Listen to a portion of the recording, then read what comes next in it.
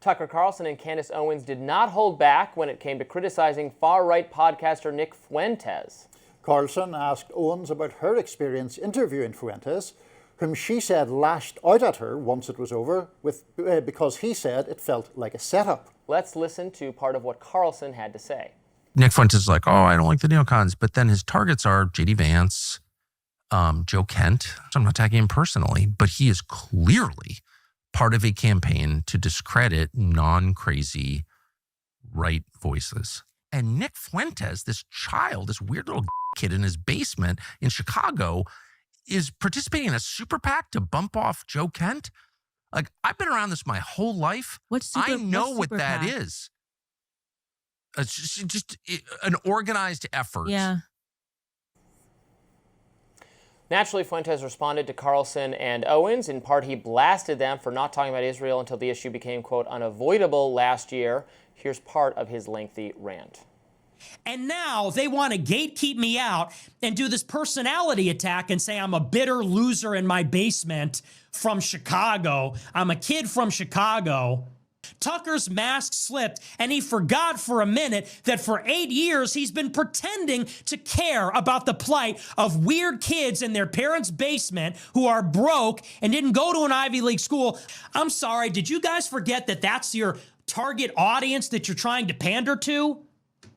Did you forget that for 2 seconds? And I'm the inauthentic person? When it comes to Israel, there does appear to be some sort of shift among some on the right. For instance, Congresswoman Marjorie Taylor Greene recently became the first Republican lawmaker to call Israel's actions in Gaza a genocide. Others outside of Congress, such as Matt Gaetz and Steve Bannon, have warned that the issue for Trump is becoming a political danger. So this is something I wanted to talk about because Candace Owens, Nick Fuentes, Tucker Carlson, Laura Loomer have all kind of been going back and forth in different configurations. Candace Owens sat down with Nick Fuentes, who is an out-and-out anti-Semite, anti-black people, all sorts of things. That's not a smear. He self-identifies that way. I think he said awful things about those groups, and again imputes. In his case, it is not just criticism of the state of Israel. He imputes everything sinister, or maybe not literally everything, but lots of bad things that happen to the country, to the world, and to him personally as having as not just Israel but Jewish people, which I think is wrong and bad and should be condemned. Agreed.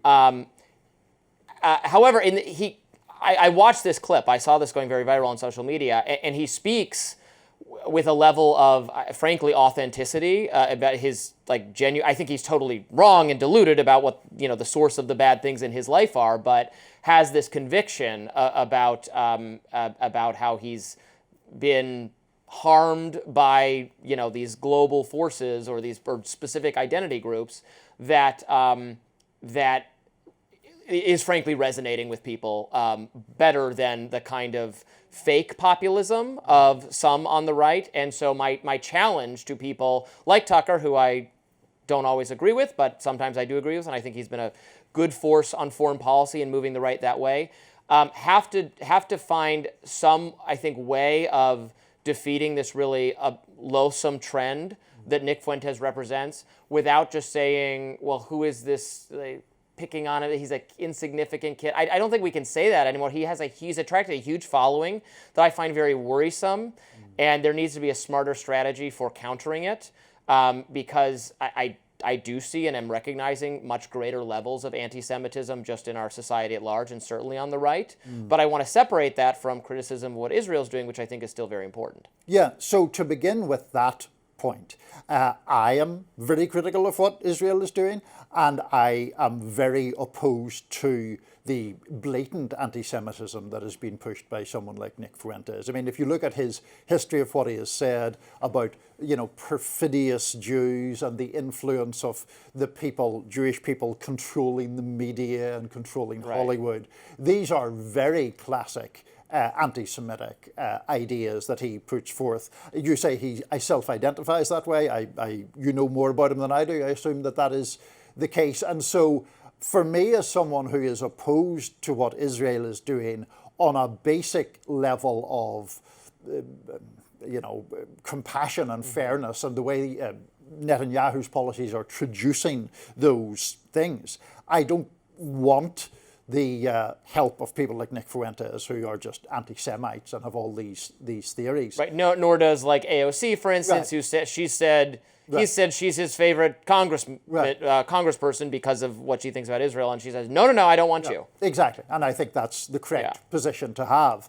Now, in relation to the squabble that is going on the right, firstly, that is more your area of expertise than mine. I do think that it is not the right line of attack to say, the sort of sad kid in his basement, because he's been, I would say for ill, but he has been a political figure now for quite some time, on the far right. I mean, certainly going back to Charlottesville and so forth. And not being credentialed, we don't care about. Right. And then you get, and what I would say to him is like, look, your whole worldview is about how you've been harmed by identity groups and all this, but it becomes a self-fulfilling prophecy. When you go out and say vile things about identity people, then others don't want to associate with you, and you end up unsuccessful and unemployed and friendless and socially disadvantaged in the dating market. I mean, that is a thing for young people on the right, not being able to get girlfriends. All of that then reinforces your worldview that they're all conspiring against me, when it's not, and which is just such an unhealthy thing. But I see it happening to people. Sure. Now, I would, rather chew my own arm off than listen to Nick Fuentes for a long time. Does he complain a lot about the state of his, is he an unhappy person? Does he believe that his views have somehow caused people to ostracize him? I mean, I won't pretend I'm a scholar of him, that I watch lots of him. I have seen a lot more of him lately on social media, which suggests to me more people are watching. It's being tweeted into my feed more. It's being clipped more often. And I have heard him describe that he is actually lost, that he's sacrificed something for actually believing what he believes, unlike fake people on the right who just kind of play footsie with more sinister ideas. He actually professes them openly and has lost, he's talked about how he's lost friends, how he's, I think initially at least, suffered financially. I have no idea if he's, because of this attention, he's doing better or worse. But he's certainly talked about the toll it takes on him. Yes. And am I understanding correctly? Tucker is arguing that he's some sort of Fuentes is some kind of false flag type figure. No, I think he's saying Fuentes is a bad dude. He doesn't like that Fuentes has gone after J.D. Vance and other America First MAGA Republican people. Okay. He thinks it's not helpful that he's gone after them. What I think the better line of attack on Fuentes is, or more so, not that I want to attack him personally, but the thing he represents is that, and something conservatism and libertarianism have long intellectually and ideologically recognized, is that your worth comes from you as an individual, and that we don't impute group-based characteristics for identity-based reasons, that we're trying to defeat identitarianism, that criticisms of wokeness or whatever identity-based aspects of progressivism, the reason we don't like them is because they are identity-based, and that individuals are what have merits, and that my own intellectual hero, Ayn Rand, called racism the ugliest form of collectivism imaginable. Like, that is a proud history of conservative and libertarian thought that should be re-embraced and re-emphasized and explained to young people today who are getting more of their views from, unfortunately, this very identitarian trend that gets called the woke right. It gets called, all these terminologies that sometimes does get conflated with just defending the government of Israel, which I don't want to do at all. Sure. So that's my manifesto for how to approach this. But it has to be approached because he's getting a lot of attention. Now Candace Owens is not somewhat, so she's fighting with him for almost totally personality-based reasons. I've never been a fan of Candace Owens. I think people, watching this know that I find her insincere and kind of all over the place ideologically. Sometimes I agree with her. A lot of times I think she's very wrong on the facts. So I don't really want to throw myself in with her.